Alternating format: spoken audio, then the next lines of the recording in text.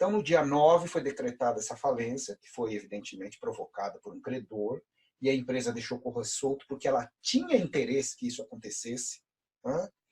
Tá? Não é que é bonzinho isso, aquilo. Ela quer acabar com isso, quer definitivamente achar esse novo caminho, como foi colocado, e de fato o é, uma possibilidade a mais de que haja uma agilização, por assim dizer, dessa devolução. Então, está se tentando todas as formas para que isso aconteça. Porque pelos meios normais, vamos chamar assim, da ação civil pública que correu, eu diria correu, porque essa ação civil pública, eu fiz um vídeo a respeito, ela foi remetida, não é? A juíza remeteu ela para a vara de execuções fiscais lá do Espírito Santo. Então, nesse sentido, ao contrário, aí sim eu vou me ater a essa questão que foi dita no vídeo da Impactos, de que o processo do Acre continua e tal. Na verdade, essa questão da devolução não está mais lá. É claro que existe uma outra parte que deve estar, não é? Ou seja, condenações por crime de pirâmide financeira, enfim, tudo aquilo que envolve a decisão da juíza talvez continue correndo lá. Mas essa questão do dinheiro em si foi mandado por quê? Porque principalmente a vara fiscal não autorizou a devolução dos valores aos divulgadores, primeira vara civil, lá, enfim, e em determinado momento, no dia 9, por alguma razão, né, uma vara que havia sido fechada, vamos chamar assim, né, acho que a 13ª vara, de falências e recuperações judiciais lá do Espírito Santo, ressuscitou. E isso demorou, deu uma demanda de tempo a mais, aí, maior, né, por assim dizer, em que não permitiu esse processo andar, né, nada. E como voltou essa vara de falências, não é, já possibilitou aí que outras atitudes, outros andamentos fossem adotados, até porque existe a questão dos prazos e tal, né? Em determinado momento, a empresa falida, né, no caso, a Impactos, tem a obrigação de apresentar justamente a lista, né, dos seus possíveis credores, né? Possíveis credores. Então, nesse sentido, não há muito o que se fazer, né? Então, o que fez a empresa? Apresentou a lista de credores. Tá? Isso foi no dia 4/11, hoje nós estamos aí no dia 11, portanto, há 7 dias atrás, né? Exatamente. Então, ela apresentou a sua lista de credores e está protocolado. Está protocolada essa lista e ela é basicamente composta, né, de divulgadores, né, justamente dando cumprimento à decisão transitada em julgado, veja você, transitada em julgado no Acre, em que a juíza Thaís determinou a devolução dos valores, que é justamente o cerne, é justamente o núcleo, o mérito da ação civil pública lá no Acre. Por várias vezes, né? Já falamos disso a respeito, tal, não vou também adentrar nessa questão do Acre, porque também já não é o momento. Então, nós temos que nos ater nesse novo caminho. E como que tudo vai acontecer? Bom, nós precisamos ter em mente que será necessário, sim, que as pessoas se habilitem também nesse processo de falência. Aliás, é uma nova habilitação, né? Então, existe uma garantia para quem já o fez, está lá no rosto dos autos, do processo da ação civil pública, que foi remetido para o Espírito Santo, conforme decisão da juíza e tal, isso é outra situação, mas isso aqui é uma nova situação. É importante que se entenda isso. Pô, Castilho, vou ter que contratar de novo o advogado? Você vai ter que conversar com o seu advogado. Não sei se ele vai cobrar, provavelmente, olha, aí, infelizmente, cada um vai ter que procurar o seu profissional que escolheu. Se você não tem ainda esse profissional, corra com isso. Eu já disse isso, olha, acho que faz anos que tenho falado sobre isso. Anos. Né? Então, é importante que você vá atrás do seu profissional, porque tem prazo para isso, gente. Existe prazo. E esse prazo, por volta, veja só, existe uma decisão, não é, de 2015, 17 de setembro de 2015, aí existe todo o prazo, 15 dias de recurso, e a empresa não recorreu da parte de devolução dos valores. Então, vou chutar, vai. Chutar não, vou dar, na verdade, o prazo muito próximo, porque são 5 anos, esse é o prazo aceito, né, como máximo para que você faça alguma coisa para fazer o seu pedido de devolução dos seus valores. Então, o ano que vem é o seu prazo. Já está chegando. Eu já tenho falado isso, ó, já de anos de lá para cá. Né? Já desde a época que transitou em julgado, tenho falado disso. Né? Então, houve um tempo de nós esperarmos, ver o andamento, o que vai acontecer. Será que não existe um mecanismo que eles poderiam invocar para esse processo e, de repente, esse processo ter uma devolução pacífica, vamos chamar assim? Né? Essa era a ideia que se tinha inicial, ou que se imaginava. Mas se tem uma coisa que você não precisa esperar e você não vai ter, é generosidade de ninguém. Nem do Ministério Público, nem do Estado, meu irmão. É você e você. Né? Então não tem bonzinho nessa história. Né? Só que chegou um determinado momento que eu já alertei. Corram atrás dos seus advogados. Entre com o processo. Não tenho advogado, vai ter que dar o seu jeito. E os termos da sentença são muito claros. Muito claros. O que seriam esses termos? Só tem direito à devolução aqueles que pagaram com boleto. É o que diz a juíza. Né? Então, os créditos daquelas transações cruzadas, que também já falei disso, não vou repetir aqui, né? Paguei para fulano e recebi o dinheiro, ou dei o dinheiro para o meu upline, ele ativou minha conta, tal. Tudo isso já foi discutido, né? Não vou repetir não. Então, eu preciso até ser breve aqui. Então, vamos lá. Então, você precisa entrar com o seu pedido e se habilitar o quanto antes nesse processo falimentar. Claro que não dá para fazer isso agora, precisa esperar o início do ano, andar mais um pouquinho isso daí, parece que vai ter alguns trâmites ainda que vai possibilitar você fazer alguma coisa. Então eu não sei, eu não tenho ainda, né, o número do processo, volto numa outra situação, talvez no início do ano já com maiores detalhes, com maiores explicações, mas fique atento, tá? Só não comprem facilidades. Gente que vai sair por aí, não, vem com o meu advogado, já assistimos isso no passado.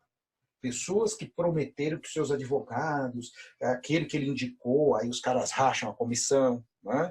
Que aquele que ele indicou, que o cara já tinha 99% de chances, que já estava garantida a devolução, já tinha até o valor, que o juiz já tinha até dado. Aí eu pergunto, cadê? E eu alertei no passado, mas não adianta. Não adianta. Né? Parece que o caráter de alguns não tem limites. A cara de pau, eu digo. E vem nova turma aí vendendo facilidades de novo. Né? E esse é o ponto que me atenho. Então nós precisamos tomar muito cuidado em selecionar isso, e a única forma de você se precaver é buscar informações. Então procure um profissional da sua confiança. Não tem um nenhum, arrume um, não tem outro jeito, gente. Infelizmente, é o sistema jurídico brasileiro que é diferente do americano. O americano, nesse sentido, foi muito mais prático. Bastou preencher uma EPOC, está demorando, ok, mas ninguém precisou contratar advogado lá. Até pessoas de outros países, no caso os brasileiros, que tinham contratos direto lá com a sede da empresa, vão ser beneficiados pela devolução em algum momento. Quanto, tal, isso é outra história, não se sabe. Tudo depende do volume que existe e a quantidade que vai ser aí de pessoas que têm esse direito, essa quantidade vai ser definida e vai ser rateado provavelmente, imagino eu, de forma proporcional, né? Agora a gente já viu uma loucura americana de que eles pegaram valores lá e dividiu pelo número de pessoas, e independente se a pessoa tinha ganho ou não, agora parece que o processo é um pouco diferente. Né? Eles estão querendo saber e já sabem quanto cada um tem o direito, outros acham que tem direito e não tem, e por aí vai. Outros foram injustiçados, sabemos de tudo isso. Mas não é o nosso caso agora do processo americano, isso a gente fala em outro momento. O importante é que agora você precisa se mexer.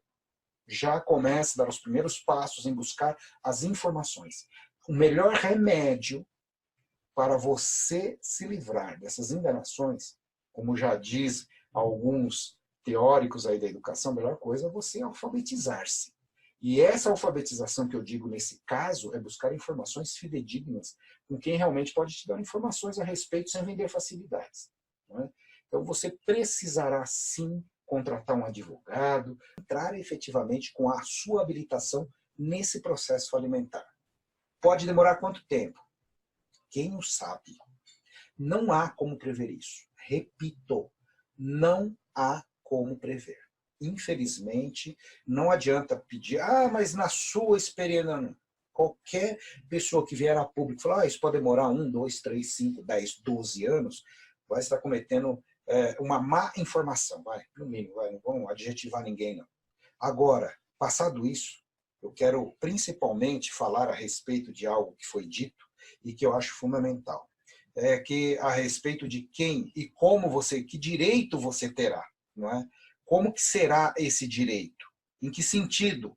No sentido de que você está numa lista preferencial. Eu acho que isso é importante nós termos em mente e sabermos exatamente aonde você se coloca. Muitos têm esse pavor, vamos chamar assim. Então, o pavor de saber o seguinte: qual é a minha colocação nas preferências para eu receber o meu direito? E isso é terrível. Por que eu acho que é terrível?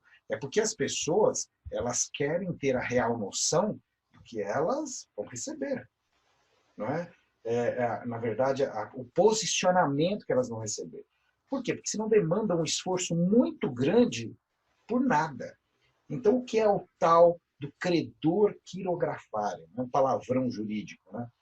Pois é um credor, coitado, que está bem atrás lá, na colocação, né, da lista.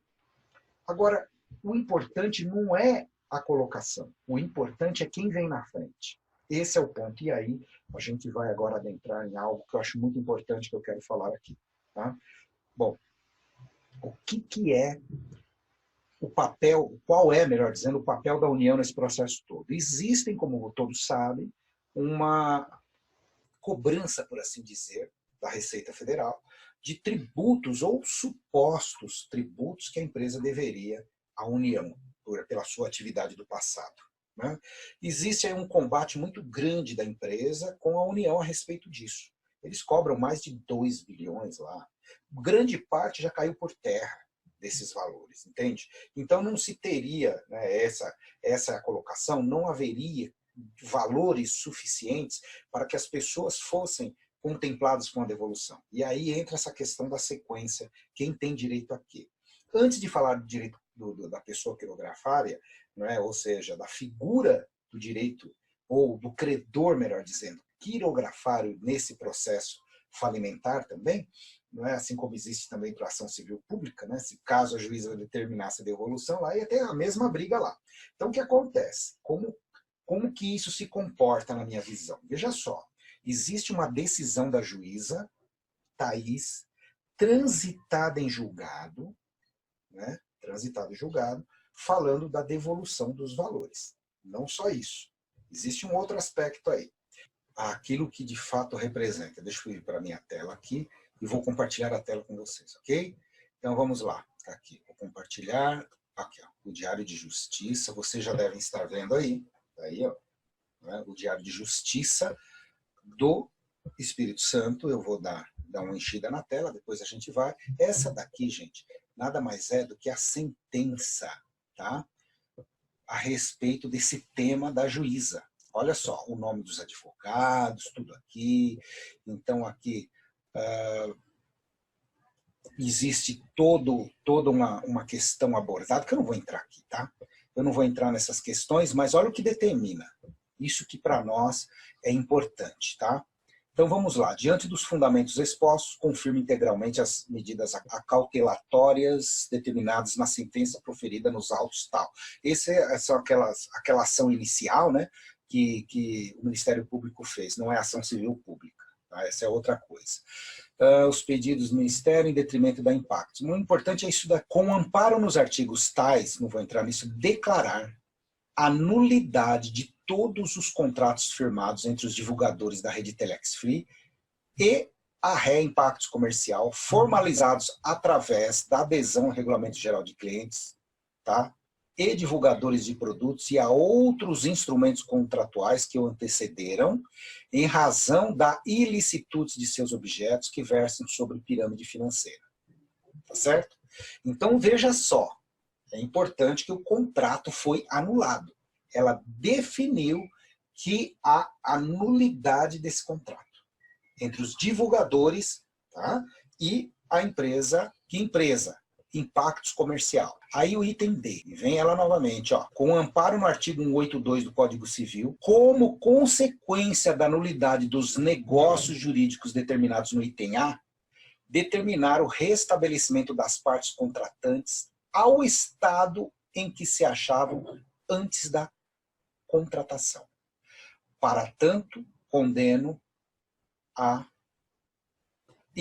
impactos comercial. Aí vem lá elencando toda uma situação, devolver a todos os partners os valores recebidos a título de fundo de calção retornável. Tá? Aí vem o B2 aí, olha só, devolver a todos os divulgadores ad centram os valores recebidos a título de fundos de calção retornável e a título de kit contendo 10 contas VoIP, 99 Telex Free. Devolver a todos os divulgadores ad central family os valores recebidos a título de fundo de calção retornável e a título do kit contendo 50 contas VoIP.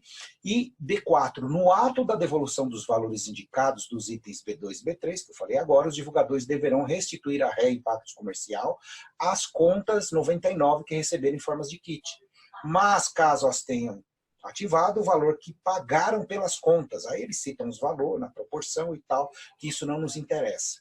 Ou seja, a juíza determina que a empresa devolva os valores que nós pagamos, nós divulgadores, que por outro lado, se ativou contas, por exemplo, eu vendi minhas contas Telex Free à época, não é? Então vai descontar daquilo que eu tenho direito a receber, aqueles valores que eu vendi. No montante a ser devolvido aos divulgadores, a Ré Impactos deverá deduzir os valores que os mesmos receberam a título de qualquer da bonificação da rede, inclusive em razão da recompra das compras recebidas nos anúncios postados. Ou seja, quem teve lucro não vai receber absolutamente nada. É isso aqui que me interessa. Determinar o restabelecimento das partes contratantes ao estado em que se achavam antes da contratação. Agora eu volto para vocês. Por que isso é importante? Isso tem um efeito jurídico conhecido para quem lida na área do direito. É o chamado efeito da sentença, chamado ex tunc. São dois efeitos quando vem uma decisão. Ex nunc e ex tunc. Quando existe essa necessidade, o juiz começa a determinar. O que é o ex tunc? Ele começa a valer essa decisão com efeito retroativo. E o ex nunc é a partir de agora. Então, se ela desse o efeito ex nunc, valeria a partir da decisão dela transitada em julgado. Quando ela disse o efeito ex tunc, então ela está voltando o seguinte, ó, eu anulei esse contrato como se nada acontecesse. Gente, é muito simples. A teoria é simples. Se ela deu o efeito ex nunc, ou seja, retroagiu, ela cancelou os contratos e ele é nulo, todo o dinheiro que existe lá, que não é lucro da empresa, enfim, que são dos divulgadores, que é essa lista que o Carlos fala, ele pertence aos divulgadores, gente. Não é mais da empresa. Ele só virou da empresa no momento que eu paguei e recebi aquelas contas. Não é isso? Então, se é nulo, eu devolvo o produto para a empresa, que é o que a juíza até determina depois. Olha que interessante. Não é? E como que eu devolvo? Olha, isso é digital, né? Não tem como eu pegar, não existe, ele não é palpável. Tá? É um produto digital. Então, devolvido, que já aconteceu de imediato, a partir do momento do bloqueio da empresa, ele foi devolvido automaticamente, porque eu não tinha acesso a mais nada, não tinha como continuar vendendo, porque a empresa não operava. Sendo assim, aquele valor voltou para mim, gente. Ele é meu. Ele é meu. A juíza determinou, não fui eu. A juíza determinou, estou falando como divulgador. Então, olha que interessante. Bom, o contrato é nulo. É como se eu não tivesse feito negócios com a Telex Free. Aí eu pergunto, se esse dinheiro é meu, eu estou argumentando isso. Como é que como é que o meu dinheiro vai ter que entrar numa lista de preferência para pagar impostos da empresa, que não é minha, né? Como é que eu vou ter que entrar numa lista de preferência para recolher imposto da empresa? Que cobre da empresa, não de mim. Eu vou repetir, ó, o contrato é nulo. Acabou o contrato. Ele não é como se nunca houvera existido. Efeito ex tunc. Retornou lá atrás. Né? Se não há isso, como assim vão usar os meus recursos, determinado judicialmente transitado em julgado com efeito ex tunc? Como é que eles pretendem cobrar impostos da empresa em cima do meu dinheiro? Simples. Tá? É uma teoria que precisa ser validada? Claro que precisa. Mas é um caminho muito interessante. Ele tem sentido lógico e jurídico, a meu juízo. muitos vão haver, né, vão ver, imagina, isso não faz sentido. Como não? Efeito Extunk, há uma anulação do contrato. Seu contrato é inválido no nascedouro. Se ele nunca existiu, o dinheiro é meu. Então, como que você vai usar o meu dinheiro para pagar imposto da empresa? Simples, né? Até simples demais, que até assusta. Que às vezes as pessoas nem pensam tamanha simplicidade. Então, a meu juízo, primeiro que a gente não deveria fazer parte de nenhuma lista, de preferência. Só se esse dinheiro fosse considerado da empresa. Porque quem deve imposto, se é que deve, também são supostos impostos. Quem deve é a empresa, não eu. Então, há que se cobrar da empresa. E usar recursos da empresa. Então, o correto seria, primeiro devolve o dinheiro para as pessoas, é a devolução pura e simples para as pessoas, efeito Extunk, contrato nunca aconteceu, desconta de quem ganhou, sobrou dinheiro, aí paga-se o resto. Aí sim pode aparecer aquela lista. A meu juízo, a gente não se encaixa nem na lista, que dirá como credor quirografário. Mas ok, não vou entrar nesse mérito aqui. Esse é o primeiro aspecto. Não obstante, vamos para a lista. Né? Se ainda persistir esse diacho, esse entendimento, né, que eu considero absolutamente equivocado, vamos analisar a lista, como não? Por que não? Então eu virei aqui agora e vou para a Lei 11.101. Tá? Então deixa eu dar um F11 aqui, para ficar bem bacana aqui na tela, para que vocês possam enxergar com clareza, né? E vocês possam entender o que vai ser abordado aqui. Voltei para mim, agora eu compartilho tela, dá trabalho. As coisas digitais, né? Tem que ter paciência mesmo. Vamos lá, pessoal. Vou ser breve aqui para liquidar isso. Esse é o artigo 83 que vocês veem na tela. Tá aí, ó. Artigo 83. A classificação dos créditos na falência, tá? Tem a seguinte ordem. Tá? Então, aí, a classificação aí, na falência obedece a seguinte ordem. 1. Créditos derivados de legislação do trabalho limitado a 150 salários mínimos por credor. Né? E os decorrentes de acidentes de trabalho. Bom, aqui está fácil entender. A empresa tem processo trabalhista? Não que se saiba, ou pelo menos garante o diretor Carlos Costa, que não existe esses direitos trabalhistas a serem preservados. Tem outros tipos de credores, mas não trabalhistas. Ok? Créditos com garantia real até o limite do valor do bem gravado, ou seja, alguma coisa que tenha sido dado como garantia, sei lá, tipo, eu imagino aqui, né, que tenha, por exemplo, uma garantia, por exemplo, como por um crédito, entendeu? Por exemplo, fiz um empréstimo no banco, eu dei um determinado imóvel como garantia. Vamos imaginar, uma hipoteca aí. E está lá gravado que aquela pessoa, aquele banco tem direito naquele imóvel porque deu um empréstimo e tal. Então, está aí o limite e tal. Esse seria o número 2. Tá? O número 3, vamos lá. Ó. Créditos tributários, independentemente de sua natureza e tempo de constituição, excetuados as multas. Isso aqui é muito importante, viu, gente? As multas tributárias. É isso que consome qualquer tipo de coisa. Então, o valor acabaria por aí. Quais são? Ninguém sabe. Então, nós precisamos ter acesso a essas informações. Eu espero que muito em breve alguém passe isso. Mas é aí que vem o nosso grande problema. Só que o problema que se vê aí não é a natureza, mas sim a complexidade. É a complexidade da discussão. Primeiro que são supostos créditos tributários.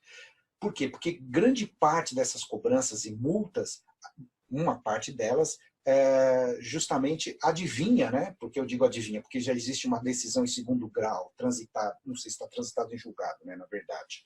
Pode ter ido ao STJ, muito provavelmente o foi. Com respeito a créditos que dizem respeito, vamos dizer assim, a questões da ilegalidade do produto que a empresa vendia. E esse é o ponto que eu quero chegar. Por quê? Porque foi declarado que não havia ilegalidade. Então, grande parte, talvez, desses créditos tributários decaiam daí. Né? Eles deixem de existir a partir disso. Tá?